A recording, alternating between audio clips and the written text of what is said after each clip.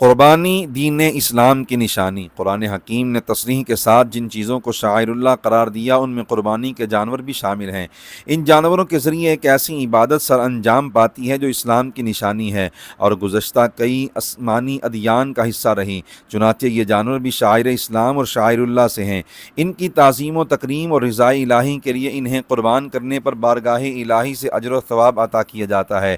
ارشاد باری تعالیٰ ہے وَالْبُدْنَ جَعَلْنَاهَا لَكُم مِّن شَعَائِرِ اللَّهِ لَكُمْ فِيهَا خَيْرٌ۔ قربانی کے بڑی جسامت والے جانوروں یعنی اونٹ اور گائے کو ہم نے تمہارے لیے اللہ کی نشانیوں میں سے بنا دیا، تمہارے لیے ان میں بھلائی ہے۔ آیت کریمہ میں اس بات کا بھی ذکر ہے کہ قربانی کے جانور شعائر اللہ سے ہیں، اور یہ بھی بیان ہوا کہ قربانی کرنے والوں کے لیے ان جانوروں میں بھلائی ہے۔ بھلائی کیا ہے؟ مفسرین کرام نے لکھا دنیا کی بھلائیاں بھی ہیں اور آخرت کی بھی۔ نمبر 1، دنیا میں خیر و بھلائی یہ ہے کہ قربانی کے لیے متعین کرنے سے پہلے اس کا دودھ پیتے ہیں، اون استعمال کرتے ہیں، سواری کرتے ہیں۔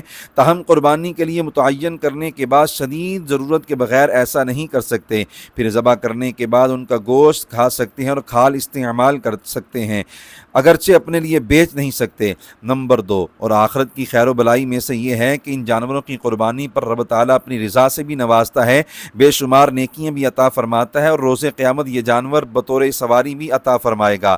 قربانی کی فضیلت میں کوئی اور آیت کریمہ یا حدیث مبارک نہ بھی ہو تو اس کی فضیلت کے لیے یہی کافی تھا کہ رب تعالیٰ نے اپنے بندوں کو قربانی کا شوق دلانے کے لیے فرمایا ہے کہ ان میں تمہارے لیے فائدے ہیں اور ان میں تمہارے لیے بھلائی ہے۔